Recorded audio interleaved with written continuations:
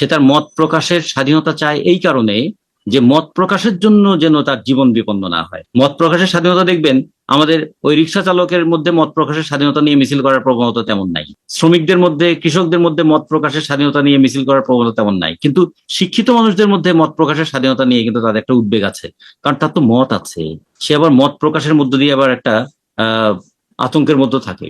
আর যে মবটা আমাদের এখানে তৈরি হয়েছে, আমরা মব ভায়োলেন্সের যে দৃষ্টান্ত এখানে তৈরি হয়েছে, যে কোনো সময়ে যে কোনো মানুষ যে কোনো জায়গায় যে কোনো অভিযোগে আক্রান্ত হয়ে যেতে পারে। এবং একজন মানুষের দেখো 40 বছরের তার অর্জিত সুনাম 40 সেকেন্ডে কেউ ধূলিসাৎ করে দিতে পারে সোশ্যাল মিডিয়ার নামে আনসোশ্যাল অ্যাক্টিভিটিস করে। যে কোনো সময় যে কোনো মানুষের অর্জনকে একদম কালিমালিপ্ত করে দিতে পারে। এগুলো দেখে হয়েছে কি, নিজেই নিজের মুখে তালা মেরে বসে থাকেন। কিন্তু তাদের এখন অনেক জায়গায় তো দেখতেছি সেলফ সেন্সরশিপ। আমাদের সংবাদ মাধ্যমগুলো কিন্তু ইদানিং সেলফ সেন্সরশিপে চলে গেছে। তো তাহলে আমরা এই যে এত মানে আন্দোলন করে একটা দলকে, একটা গোষ্ঠীকে আমরা বিতাড়িত করলাম এই আশায় যে আমরা মুখ খুলে কথা বলতে পারবো না। দুটো জিনিস এখানে ফারুক ভাই খেয়াল করবেন। একটা হলো যে আমাদের আশাটা ভুল ছিল না, কিন্তু আমাদের আশা পূরণের দায়িত্ব যাদেরকে হাতে দিয়েছিলাম তারা দায়িত্বটা ঠিকভাবে পালন করেন নাই। এই জন্য আমরা আশার ভুল বলবো না। যেমন আমরা 71 সালে মুক্তিযুদ্ধটা আমাদের ভুল ছিল না, কিন্তু মুক্তিযুদ্ধের পরে দেশটা মুক্তিযুদ্ধের ধারায় চলে নাই, এটা আমাদের বেদনা।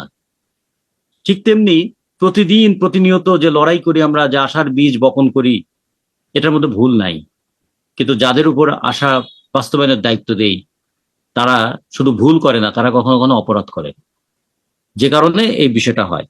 এখন যেটা আপনি বললেন এটা খুবই গুরুত্বপূর্ণ প্রশ্ন। অভ্যুত্থান আমাদের মুখে ভাষা জুগিয়েছিল, বুকে সাহস জুগিয়েছিল, এবং মানুষের মধ্যে এই ধারণাটা নিয়ে এসেছিল যে যত বড় ক্ষমতাসীন দলই হোক না কেন, যত তার জনসমর্থনই থাকুক না কেন, যদি জনগণের বিপক্ষে দাঁড়ায় 10 বছরের বেশি টিকে থাকা তার জন্য কঠিন। আইয়ুব খান উন্নয়নের দশক করে 10 বছরের মধ্যে তাকে বিদায় নিতে হয়েছে। এরশাদ এত কথা বলে পল্লী বন্ধু 9 বছরের মধ্যে তাকে বিদায় নিতে হয়েছে। এবং 2008 সালে এইরকম একটা দারুণ মানে জনসমর্থিত নির্বাচনে বিজয় অর্জন করে আওয়ামী লীগ 2014 সালে যখন এই যে ভোটারবিহীন নির্বাচনটা করলো, 2014 থেকে 2024 10 বছরের মধ্যে আওয়ামী লীগ উন্নয়নের এত কথা বলেও কিন্তু ক্ষমতায় থাকতে পারলো না। ফলে আমাদের দেশের জনগণের মধ্যে কিন্তু এই ধারণাটা তৈরি হয়েছে, যদি কেউ অগণতান্ত্রিক হয়ে ওঠে, যদি কেউ ফ্যাসিবাদী আচরণ করে, যদি কেউ স্বেচ্ছাচারী হয়ে উঠতে থাকে, মানুষ 1 দিন 2 দিন 3 দিন সহ্য করে,